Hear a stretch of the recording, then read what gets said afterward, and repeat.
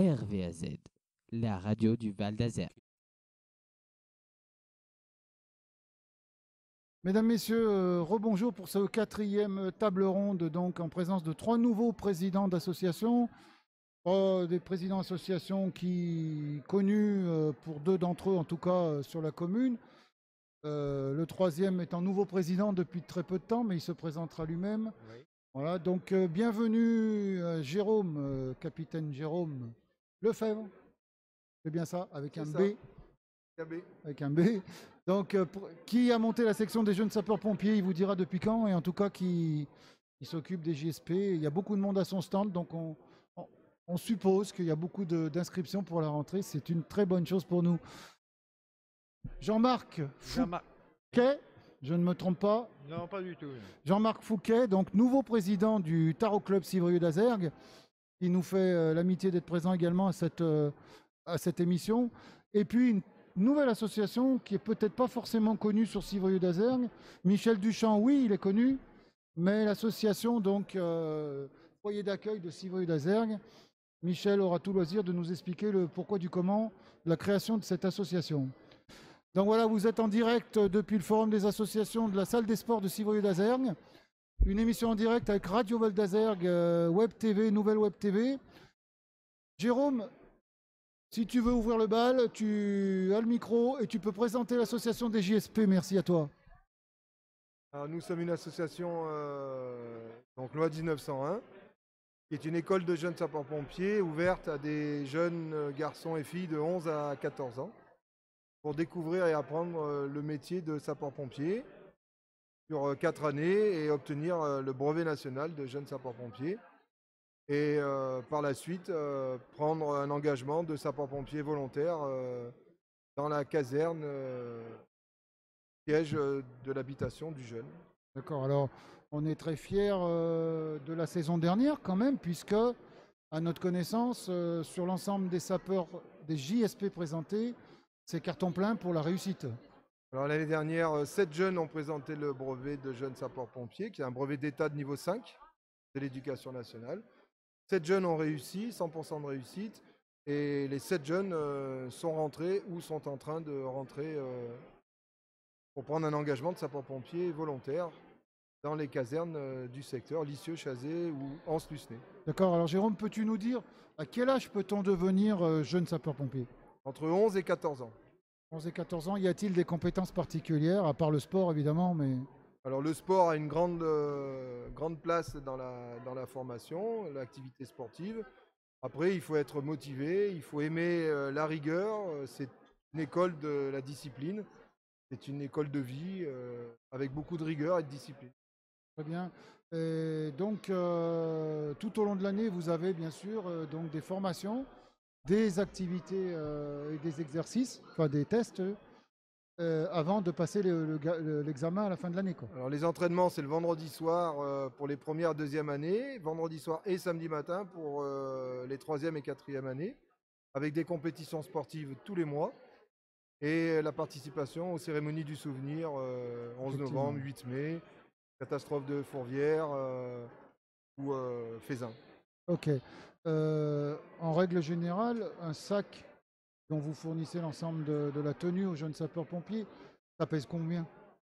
Alors la tenue des jeunes sapeurs-pompiers est financée par le service départemental incendie-secours. Elle est mise à disposition des sections locales. Et donc ils ont tous une tenue d'intervention, de manœuvre et une tenue de sport. Donc ils ont la responsabilité de cette tenue tout au long de l'année et tout au long du cursus de formation.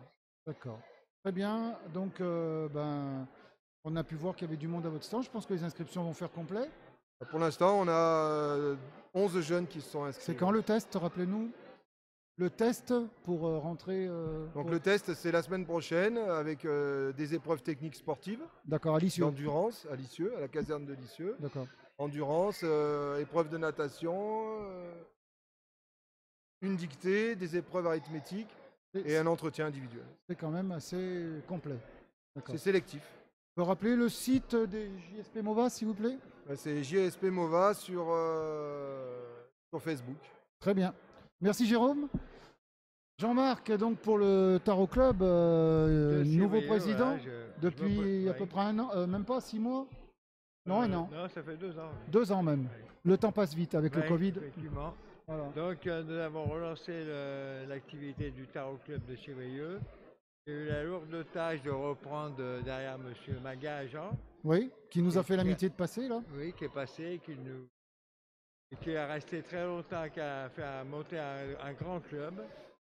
Là, nous allons rejouer le jeudi soir, à partir de ce mois. Et nous organisons des compétitions, des tournois internes et externes pour le club. Voilà. Avec la fédération, le comité du Lyonnais et la fédération française de tarot. Alors vous m'avez dit en aparté que vous aviez aussi décidé de reprendre l'activité des jeunes. Voilà, nous sommes en train de relancer une section formation jeune avec le club de l'Antilly. Et nous ferons à la fin de l'année, nous irons au championnat de France à Vichy, organisé par la fédération. Très bien. Les jeunes sont pris en charge entièrement par le club. Rappelez-moi, vous utilisez la salle de la Maison de l'Europe. En semaine, nous sommes à la salle de l'Europe, le jeudi soir. Voilà. D'accord. Et est-ce que, comme c'était par le passé, vous envisagez de reprendre le concours de tarot là, et plus le nombre d'heures, 8 heures je crois. Les 8 heures de tarot. C'est ça, voilà. C'est à l'étude avec cette nouvelle salle magnifique. Et nous pensons réorganiser ça fin août. Très bien. Pour l'instant, c'est dans les projets. Eh ben, merci beaucoup, très bonne continuation et bonne chance pour cette saison que nous espérons tous complète. Eh ben, je vous remercie de leur donner la parole. Voilà. Alors Michel Duchamp, je ne le représenterai pas parce que je pense que tout le monde connaît Michel Duchamp pour son activité associative importante sur la commune. Michel, une nouvelle association. Donc il s'agit d'une association qui date de 2016, donc qui a déjà une histoire. Nous ne sommes pas vraiment nouveaux sur Civrieux avec cette association.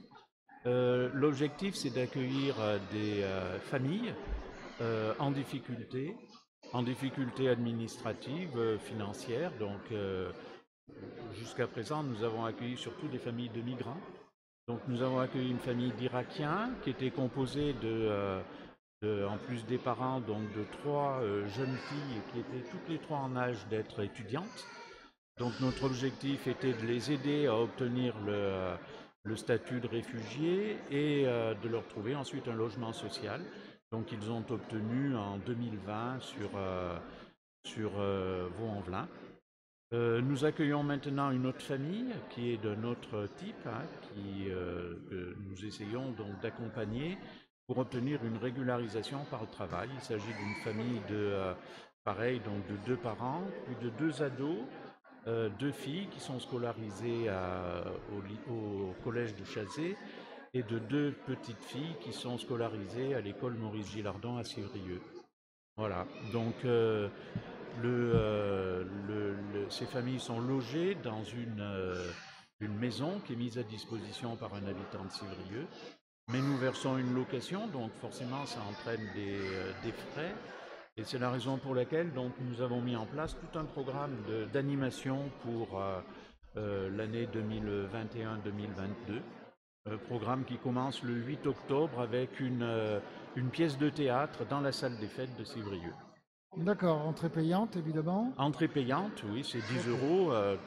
Tout le prix des entrées, donc nous sommes arrangés avec la compagnie qui viendra. Donc tout le montant des entrées sera pour l'association, donc pour aider cette famille. Ok, très bien. En tout cas, c'est une très bonne action sur Civrieux d'Azergues. C'est très bien qu'on en parle aujourd'hui parce que ce n'est pas forcément quelque chose que les habitants connaissent. En tout cas, cette association qui existe. Oui. Et il y aura certainement des flyers et de la pub pour votre animation qui aura lieu très bientôt. Oui.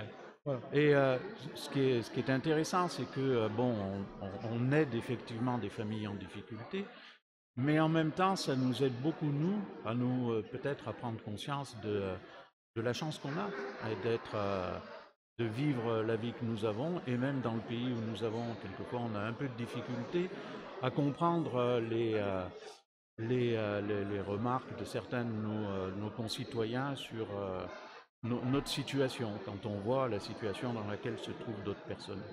Très bien. Merci Michel. Est-ce qu'il y a un site internet, quelque chose Non, il n'y a pas de site internet, mais on a une adresse, donc Oui. foyer d'accueil de Civrieux, Maison de l'Europe. D'accord. Vous avez une boîte aux lettres. Voilà, il y a une boîte aux lettres. Merci messieurs. En tout cas, merci d'avoir participé à cette dernière table ronde des présidents d'associations, puisque dans quelques minutes, nous allons accueillir Madame le maire et un adjoint pour clore ce forum, pour nous parler un petit peu de cette magnifique salle des sports qui a été mise et ouverte aujourd'hui et qui est en visite guidée depuis ce matin pour les habitants de Civrieux-d'Azergues. Merci Jérôme, merci Michel, merci Jean-Marc. À très bientôt. Merci.